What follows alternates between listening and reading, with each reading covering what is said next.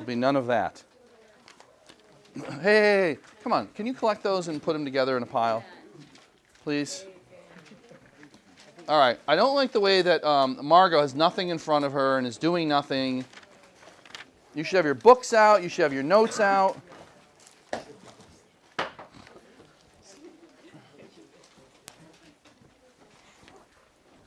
What kind of scope do I have here? It's plenty. All right. All right, Isaiah, are you ready for this? You ready? All right, let's begin. All right, so what I would like you guys to do is the usual, which is to, let's take a minute to do a little review. All right, so look at yesterday's notes real quickly, okay? All right. I think that we talked about this painting at the Spouter Inn a little bit yesterday, did we not? Yes. Okay, and I'm trying to get you guys to imagine that as an emblem of the process of decoding difficult texts, right? And the big lesson for you as a reader is if something seems insignificant but an author really emphasizes it, spends a lot of time on it, you should pay attention, okay? So now I may be totally wrong, but I want you to ponder that, like this idea of the way one should read, okay? So that's one. And basically, that's maybe a kind of an emblem, if you will, Nick, of the eagle-eyed reader. Okay. Next one we talked about basically was the whole Jonah story, right? We talked about what a motif is, yes? And you all very clear on that, I hope, because that's something that's going to be important all month long.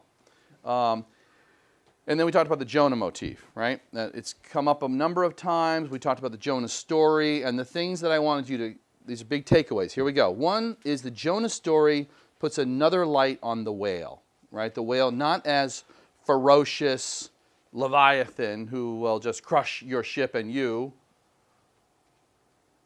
but instead as an agent of the divine, right? Sent from God both to rescue and to redeem and to foster repentance, right? To get you on your proper path. You with me? So it's a very different way than the extracts revealed the whale as this fearful beast, right? You with me? Christian? Okay. Now, the last thing, just by way of review, is this. It's really important that you guys follow this. This idea that the big kind of profound lesson of the Jonah story is for people who tell stories, right? Who are supposed to be telling the truth. You remember this? Father Mappa says, look, one lesson's for all of us. Don't sin, but if you do, repent. Jonah's the model of repentance, right? But more importantly for us is this other one. He says, this is only for people like me, pilots of the living God, people who are trusted with gospel duty, right? People who have something to tell other people, and they ought to tell it. Do what? Seek not to please, but to appall, right? You remember this? Don't pour oil on the waters when God has whipped them up into a gale. Remember this? You have got to be honest, even if the truth is kind of fear-inspiring, terrible, confusing. You must tell it, right? And I really appreciated Emma yesterday pointing out that, and my point was like, this is for Ishmael's ears, because he's the one who's about to tell us a story, right? Emma pointed out, like, that's kind of funny because it seems like he's already kind of disobeying that. You guys with me? He's already kind of saying things in a joking manner, in an evasive manner, and not telling the truth in the appalling fashion that it needs to be told. So far, so good? Check. Ishmael. Ishmael, right? He's full of kind of comic asides, these long, desultory explanations, which seem to make things pleasanter and less serious, okay? All right, good. We good so far? All right, let's do this now. Let's talk about chapters 10 through 13. And even if you didn't read 13, if you're in college prep, you can follow along with us in there too. So you should have your books out, your notebook out. Put the chapter 10 and the date, which is the 18th, right? Yes? Okay, so let's do this. Chapter 10, first thing I want to do in chapter 10 is 10 through 13 is just do a little review. Let's do a review of like the action. Look, the story goes like this, right? We have a guy who's feeling a little bit depressed, right? And he decides, what's the answer? Go to sea, and especially where? Not just as a merchantman, on a whale ship. So he's going to go do that. He leaves Manhattan, goes to New Bedford, where he's stuck for the weekend, right? Because where is he determined to get a ship out of? Okay, one more time. Let me ask you. Where is Ishmael determined? He already told us this. He's in New Bedford. He could get a ship out of New Bedford. In fact, he told us that New Bedford is the place for the whaling industry these days. It's the hotbed. It's the place where it's happening. Where is he's going to Nantucket, right? And I wanted to show you, if you guys look at the screen for a minute, let's do a little geography here. Okay, so Nantucket is off of Cape Cod, basically. I don't know how familiar you guys are with New England, but okay, so here's Connecticut. Do you guys know what this body of water is here? It's not called a bay, actually. It's the Long Island Sound. Very good. This will be important for us later when we read The Great Gatsby. So remember that. It's between Connecticut and Long Island. And actually, Sag Harbor, which has come up once already, that's a place on Long Island. And what was from Sag Harbor? Who remembers this? The ship that Queequeg first took was from Sag Harbor, Long Island. Now, here's the point. So here's Cape Cod, right? This is where it all started for us, right? This is where William Bradford and his crew landed out here. And this little island right here is called Martha's Vineyard. Okay, that's going to be important. And this one is Nantucket. And according to Ishmael, and actually chapter 14 is called Nantucket, that's where whaling began. Whaling began in Nantucket Island. And of course, what kind of guy is Ishmael? He's drawn to things original, right? He's drawn to things unique.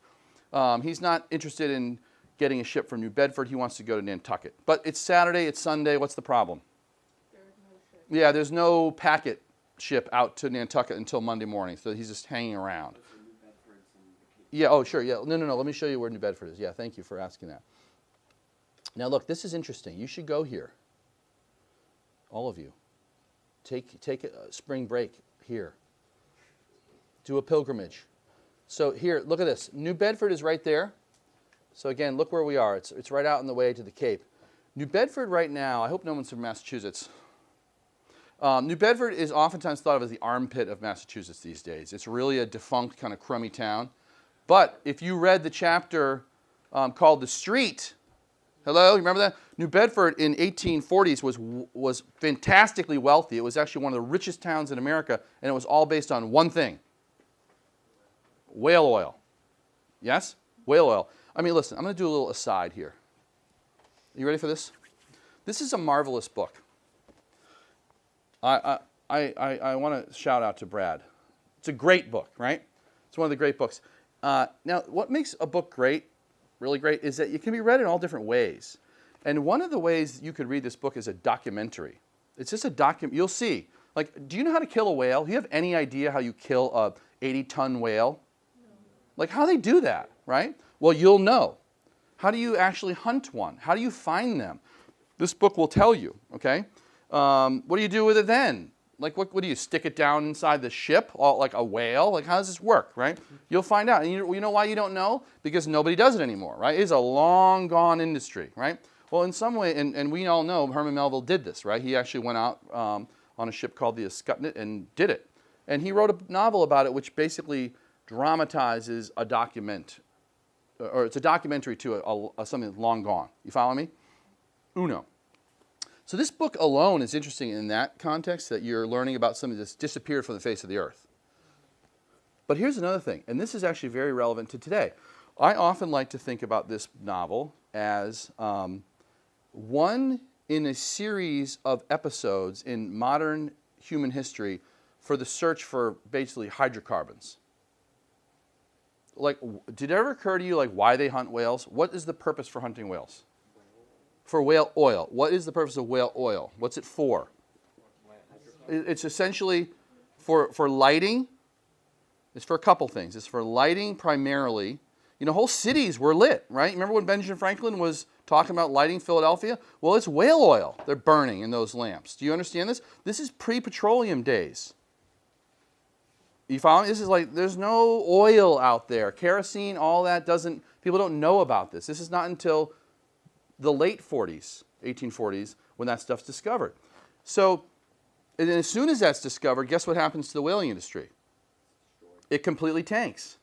Are you following me? For two reasons. One is they're fishing out the places that are nearby. So you have to sail for like 6 months just to get to the hunting grounds. Are you following me? And that's getting worse and worse and worse. It's harder and harder to do. And look, if things take longer, what does that mean about the price?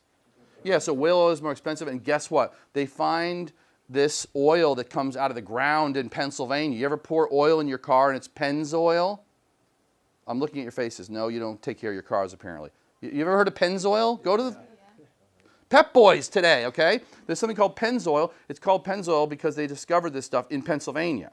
And eventually that will, kerosene and other kinds of derivatives of petroleum will replace whale oil. And it may strike you as you read this book, if you're not feeling this way at some point, you're not paying attention.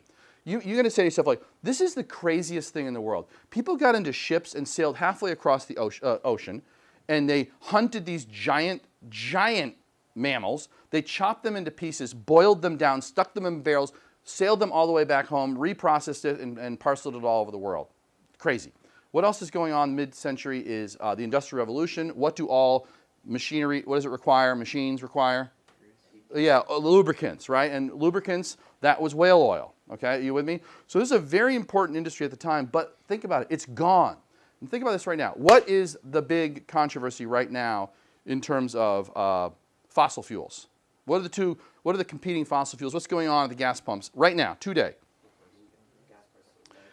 Yeah, prices are low. The issue is about, like, should we burn coal anymore, right? I mean, look, coal and whale oil are essentially the same kind of thing. Are you following me? What do we do with both of them? We burn them in order to produce some kind of energy. You following me? And in both cases, you know, the coal industry is very harmful in a lot of ways, right? You tear whole mountains down in certain kind of coal mining. It produces enormous amounts of pollution. And why is coal doing so badly? And actually, even petroleum is doing badly. What's the other thing that's out there that's really cheap right now? Do you guys know this? No. Natural gas is actually, they found more in abundance, and so that is really low in price, which is making the coal industry suffer. And I guarantee you that when you're older and you have little kids, they're going to say, they won't even know what coal is. Like, coal will be a long gone, it'll be as weird as that people went down into the ground and dug coal to bring home to burn for heat or for electricity. I'm telling you right now, in 30 years, that will be a stuff of fiction. Are you following me? Just like this idea of hunting mammals for oil to bring back to Massachusetts, for heaven's sakes. Like, doesn't that strike you as bizarre? It does me.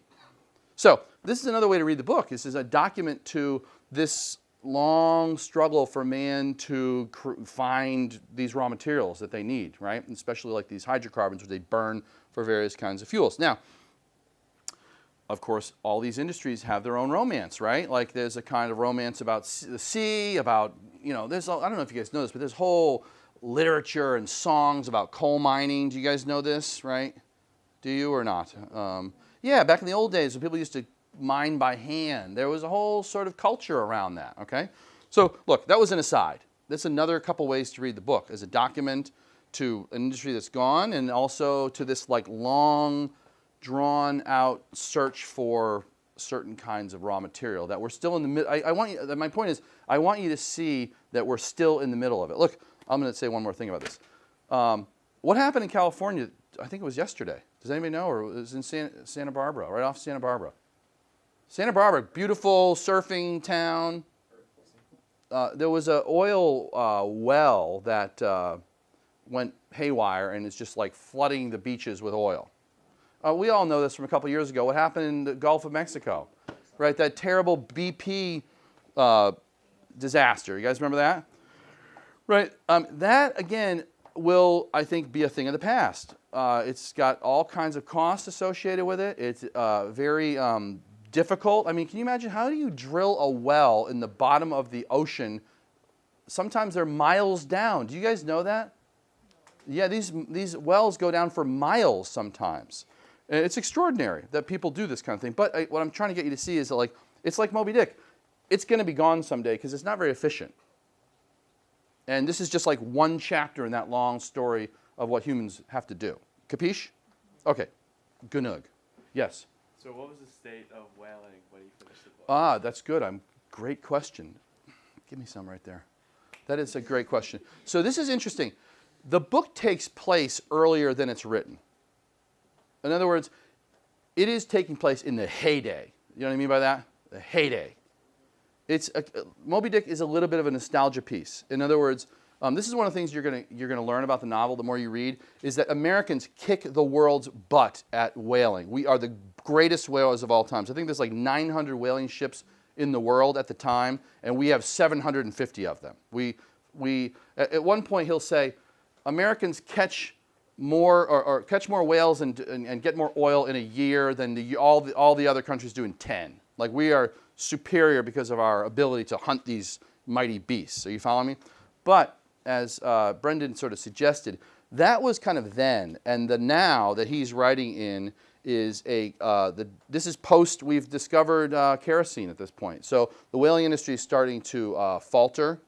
You know, they'll compete for a while, just like propane or natural gas and oil and coal are competing right now. But eventually one of them will win, you know what I mean? Or maybe wind and solar will take over and we'll all say, like, what were we thinking? That's nuts that we did all that, right? So listen, this is, I'm getting off on a major tangent, but I like it. So here's what you will not believe this. This will shock you. So the majority of the whaling industry was about oil, yes? You get these certain whales that produce hundreds of barrels of oil apiece. And a barrel is like 30 or 40 gallons, right? So think about that, how many gallons of oil it is. Now, there is another whole industry associated with whaling that actually stayed in business for a little while, and that was these baleen whales. Do you guys know what baleen whales are? So there's two basically kinds of whales. Ones have teeth, and then ones have strainers on their mouths, like a blue whale. You ever heard of, like, blue whales, how do they eat? They just suck in like thousands of gallons of water, and then they press it out of these weird, like, screens that they have in their mouths. You know what I'm talking about? And these screens are made of like cartilage, and they're kind of plasticky. Well, guess what? They hunted whales just for those. They would kill whales and they would cut all those teeth out, and guess what they made with them? Women's undergarments. You guys know what? Oh, doggone it! What are they called? Help me. Corsets. Thank you. Corsets. Umbrellas. All sorts of finery was made out of this, because apparently what you could do is you could heat it up and you could bend it, and then it would stay in that position. So it was it was pre-plastic days. Are you following me? As soon as plastics came, no one was interested in that stuff. One last tidbit, which you'll like. It's illegal to use whaling products, whale products anywhere. But the last year that happened, you'll never believe this, the last use of whale oil was in the Apollo series. Mission in the 1970s was the last time they used it, because whale oil has these very special properties. It was the only oil that was, for whatever reason, was able to function in space in this particular kind of situation, and they used it in the first Apollo missions. Whale oil in space. Amazing. All right, where were we? Okay, so major sidebar. Let's get back to business, okay, shall we? Okay. Here's the first thing I want to emphasize today. Let's just take a second. If you're an eagle-eyed reader, you will spot, I think, something that Ishmael gave to you last night, which is a person who's not such an eagle-eyed reader. Yeah, speak up, Isaiah. How does he read? When he doesn't read, he analyzes the text like 50 pages at a time. Yeah, but what do you mean by he analyzes the text? I don't know, he counts the pages. Yeah. In other words, he's just, what was that person I talked about the first day? Yeah, he's just a page turner. Are you with me? I think it's a funny little moment, right, where, he's an illiterate savage, and it shows their friendship, because Ishmael's trying to kind of like come alongside and teach him some things. But again, one of the things I want you to see is Ishmael is teaching someone how to read. You with me? And that's you, right? He's saying, like, beware. Don't be like this guy who's kind of illiterate. He's got a book in his hand. He doesn't really know how books work. So you have these two images, one of Ishmael in front of the painting, where it's a study that you take a vow for, right? Or you have Queequeg in the room just like flipping pages, kind of ignorantly, right? So he's kind of showing you, like, this is no way to read. Reading takes a lot of effort and a lot of energy and a kind of concentration. This is like the anti-version of it. You following me? Okay? So the two of them are stuck in this room for the weekend, right? And let me ask you this. The big takeaway, of course, in these two chapters, or these three chapters, is Queequeg, right? We learn about it. Let's do this. Like, let's all join in here. Like, what do we learn about Queequeg? Let's just start with some facts. He's a cannibal. Yes, and later on you'll find out. I think he ate like 20 guys one time, and he got really like sick in his stomach. He said there's a kind of independence, right? A sort of self-reliance, a kind of a royal aloofness, right? He doesn't need to kind of mess with the ordinary folks. There's something kind of grand about him, right?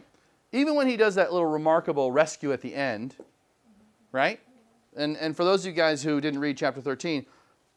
He dives into the water and saves someone from drowning, despite the fact that it's December off of Massachusetts, and he makes nothing of it, right? He just rescues the guy, puts him over there, and just leans back and goes back to smoking his tomahawk pipe, right?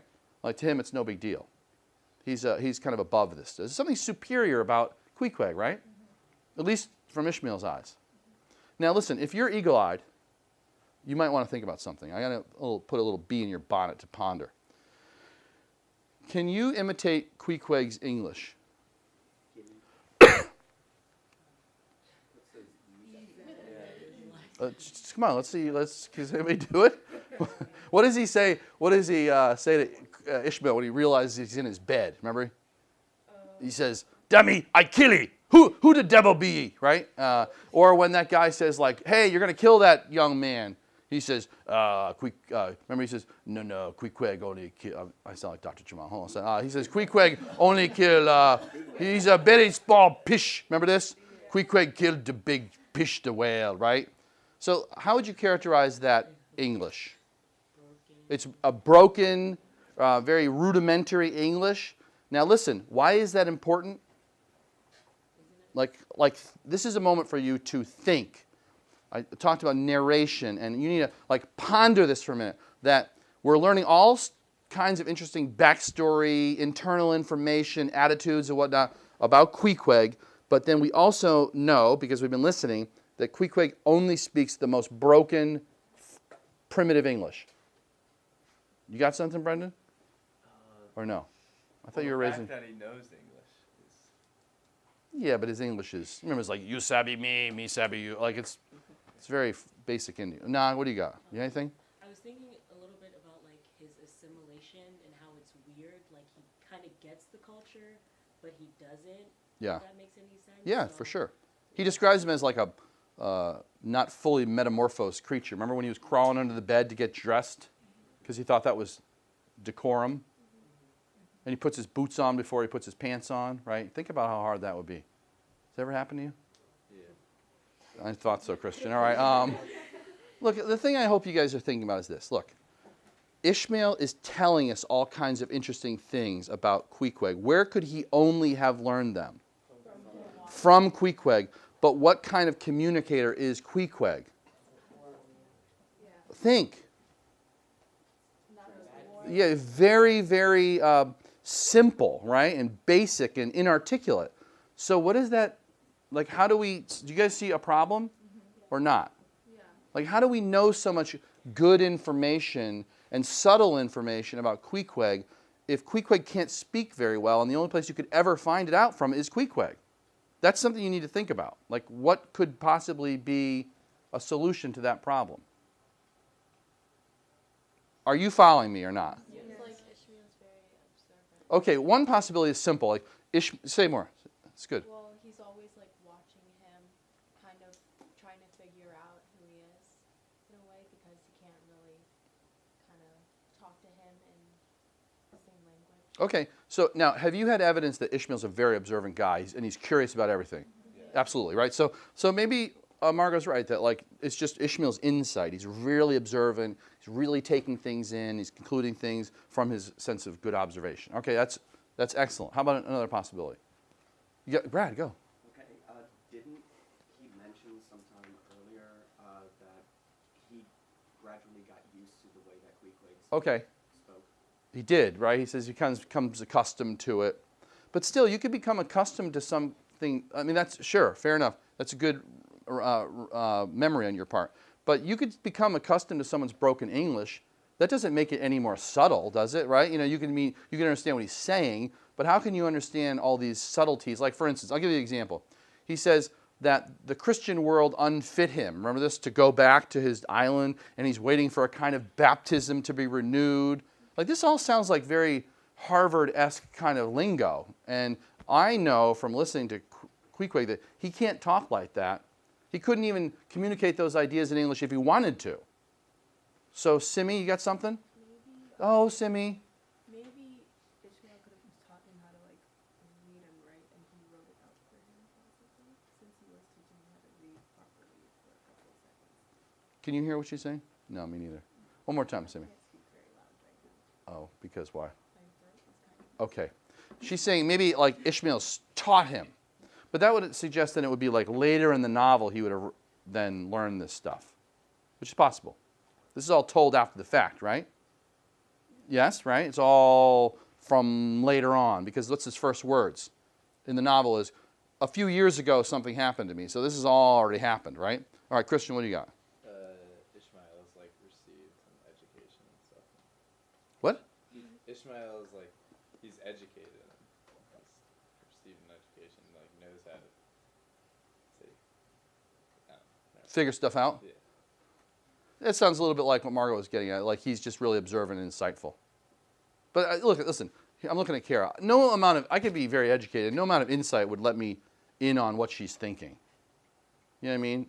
The subtlety of her thoughts would escape me unless I talked to her. Go, Brandon. Maybe he's just trying to make a better story and making stuff up. Blasphemy. Did you hear that blasphemy over there? Pay very close attention to what Brandon just said. One more time, Brandon. He just wants to tell a better story. He's kind of exaggerating or making stuff up about Queequeg. Call me Ishmael. What does that immediately tell you, possibly? And what's he doing? Why does he choose Ishmael, maybe? It might be like an important biblical. Yeah, maybe, but I guess you think like maybe Brandon's right. Like it's like a better way of telling the story. Are you following me? Like, oh, if I have this kind of, maybe his name is like Walter, and like what a lousy name would that be for a whaleman, right? So he's like, let's think of something kind of cool and something interesting, right? So I want you to like hold on to Brandon's thought that like maybe there's some level of fictionizing going on here. You following me? Because I have a hard time thinking about how Ishmael could ever know this stuff. It seems very hard to imagine. So keep your eyes peeled on this, about this narrator. Okay, you with me? Okay, I want to move on to one last thing because we don't have much time. It goes like this. I think I asked you guys to think about this idea of cultural relativism the other day. Did I not put that on the board or not? This is going to be a big idea that I want you to think about all through the novel. Okay, and it has a lot to do with Queequeg in particular, but you'll see other characters are involved as well. Okay, so this whole idea of cultural relativism is the following. You ready for this? Are you ready? That no culture is superior to another culture. They just happen to be different. Okay? They have just different habits, different practices, different traditions. And that doesn't make one superior to another. It just makes them different. Now, I'm really mad I lost this thought, but don't move. We're gonna say, I'm gonna cap it off. You ready for this? Did you guys notice how many times in the reading last night that Queequeg really demonstrated himself to be superior to almost everybody else in the story in terms of courage, in terms of broad-mindedness, in all these different ways? And yet, think about it. He is a dark-skinned savage, right? Who's an uncivilized character, right? And what do we see in, for instance, that little boat called the Moss? People are jeering at them. Do you remember this? Christians are mocking him, right? And one guy goes overboard, and what does Queequeg immediately do? He risks his own life to save this guy, right? Who doesn't know and has been mean to him. You with me? Over and over again. And how did he treat Ishmael from the very get-go?